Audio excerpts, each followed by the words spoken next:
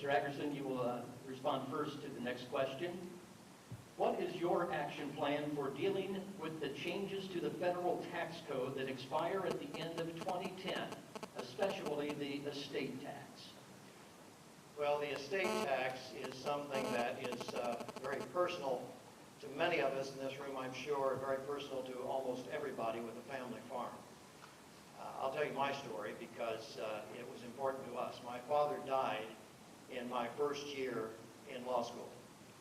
If there had not been plans made by him for a life estate and my mother and some other plans at that time, I don't know that we could have saved our family farm. And so I have a real appreciation for the need to maintain and to increase the traditional exemptions for farmland passed through the family and to retain family farms. The same is true of other family-owned small businesses.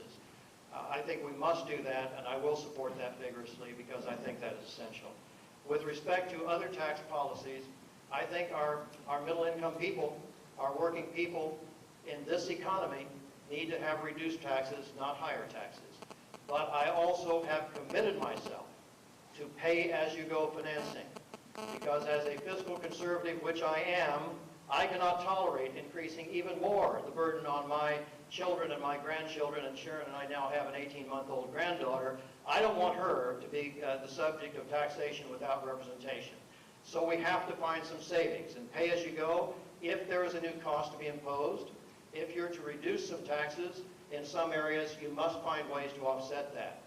One way that I would certainly approve is when we have more drilling offshore on public lands or in the Arctic on public lands, there are literally hundreds of billions of dollars of available leasing money to the taxpayers to help, not just with incentives for other production of energy and new energy, but also to help us with our economic needs at this time when we need to be cutting taxes, particularly for the middle class, rather than increasing them.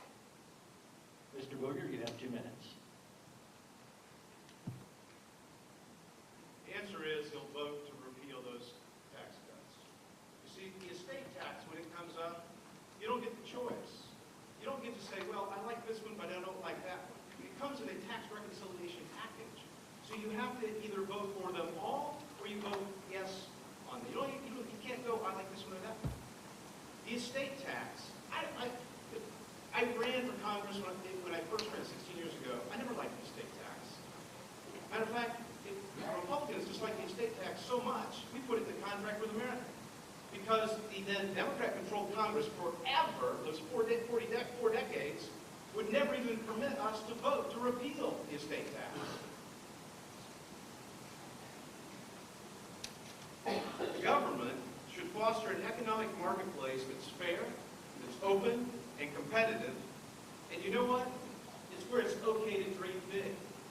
And dreaming big means it's okay to build financial security for your families, and it means it's also okay to pass it on to your children.